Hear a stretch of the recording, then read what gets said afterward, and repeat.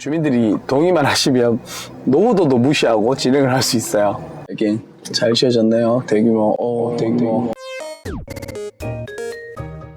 안녕하십니까. 정다성 부동산입니다. 요즘은 길 조그만 골목으로 들어가다 보면 현수막이 많이 보여요. 지금 정면에도 보이고 있는데요. 거북바위 마을 가로주택 정비사업 토지정 소유자 여러분 많은 관심과 협조를 바랍니다. 제1중학교 정문 앞 경일 ENS 건물 지하라고 되어 있네요. 이름이 좀 멋지네요. 거북마을. 정확한 위치가 제가 도는 방향이 맞는지는 모르겠어요. 현수막만 보고 들어왔는데 거북마을. 중구는 재개발 앞으로 많이 될 겁니다. 아무래도 위치가 되게 좋은데요. 이게는 부분이 있네요. 이게 이제 노후도를 막는 거예요. 이렇게 신축이 들어와버리면 노후도가 안 돼서 한블럭 안쪽에들은 노후도가 되는데 바깥쪽에 노후도가 안 돼가지고 개발을 못하는 경우가 있거든요. 재개발하기에 힘든 요소가 됩니다. 이런 길이 있었네요. 제가 평생을 대구에 살았지만 처음 봤습니다. 이쪽 처음 왔습니다.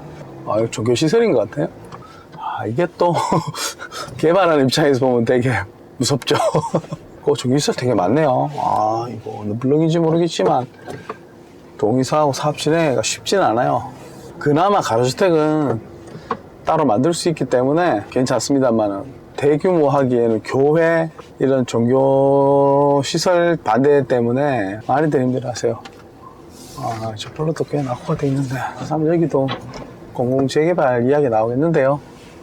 근데 공공재개발도 사실 공공이 한다고 해서 그냥 땅을 뺏어갈 수 있는 상황은 아닙니다.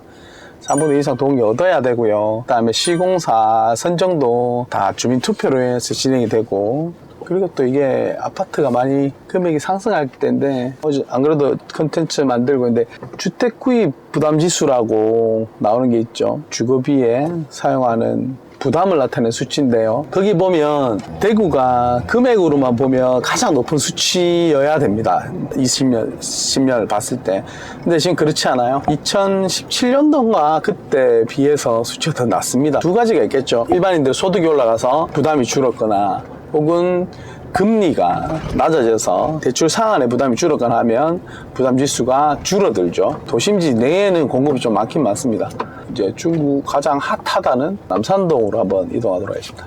남산동입니다. 우측이 지금 보이시는 공중전화 박스 쪽이 명륜지구라고 조합 설립 시작한 지 꽤 오래됐는데, 조합 설립된 지 얼마 안 됐는데 변경총회 한다고 전기총회 현수막이 붙었던데요. 참 저런 거 보면 대규모 재개발 사업이 얼마나 힘든지 느껴집니다. 어디냐면 좌측으로가 대구에서 유명한 자동차 골목이고, 우측으로 가면 계산성당 가는 사거리고요. 어느 분이 이런 말씀하셨어요. 지금 돌아보려는 이 현장을 보면 서울에 이런 곳이 없다. 모든 지하철이 다 지나가고 중심지에 이렇게 낙후된 곳이 없다 이랬는데, 지금까지 재개발 대규모의 민영사업이 이루어지지 않았던 이유가 진입로 때문이거든요. 진입로가 4차선 도로 두 군데를 물어야 되는데 물 수가 없어요. 도로가 쪽으로는 다 학교, 종교 혹은 다른 건물들이 왔기 때문에 추가로 매입할 수가 없습니다. 되게 위험 부담이 있습니다. 그게 사실 주민들 입장에서 그나마 지금은 좀 나아졌어요. 가로주택 정비 사업이 작년까지만 해도 가로주택 정비 사업이 빌라 짓는 줄 알고 계셨습니다.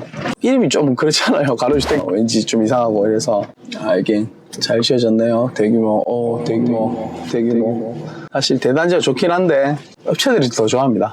여기는 수성구 다음으로 미분양이나 주에 대한 부담은 별로 없으실 겁니다. 여기는 사실 아파트보다 좀 멋진 길로 좀 변했으면 좋겠어요. 개인적으로는 도시재생사업도 되고 위치나 이런 것 때문에 이슈가 되는 동네이기도 합니다. 여기 가보면 현수막이 되게 많이 걸리는 동네이기도 합니다. 왜냐? 지금 가로주택 정비사업을 1차로 해서 2주가 시작되고 있고요.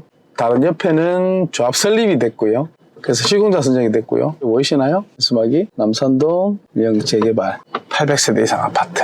이거 생각보다 세대수가 적게 나오네요. 또 상권이 있는 부분은 좀 문제가 됩니다. 보상을 해야 돼서 개발 사업하는 데는 마이너스 부분입니다. 지금 아직 여기가 주거환경개선지구되어 있기 때문에 법 자체가 좀 이상한 법이에요. 이게 임시조치법으로 지정되어 있는데 이게 입안을 제대로 하지 않고 그냥 소급 적용한다 이렇게 해서 계속 연기돼서 와서 사실 보호받거나 진행되기는 쉽지 않습니다. 우측으로 이쪽이 진입로가 확보가 돼야 되는데 그게 불가능해서 대규모가 진행이 되지 않는 거고요.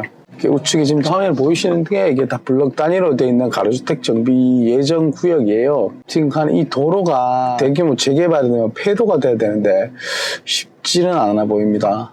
우측 여기도 노후도가 안 될 것 같은데 된다고 하더라고요. 확인을 해봐야 될 부분입니다. 보이네요. 루지움이 나옵니다. 여기는 아마 철거가 진행되고 있습니다. 속도가 굉장히 빠릅니다. 아마 1년 남짓 됐는데 이 부분이 되게 중요합니다. 전체 사업 영향을 미칠 거고요. 우측에 보이는 게 남산 행복 1 철거 예정입니다. 정면에 보이네요. 사업 시행인가 및 관리 처분인가 남산 행복 가로주택 정비 사업.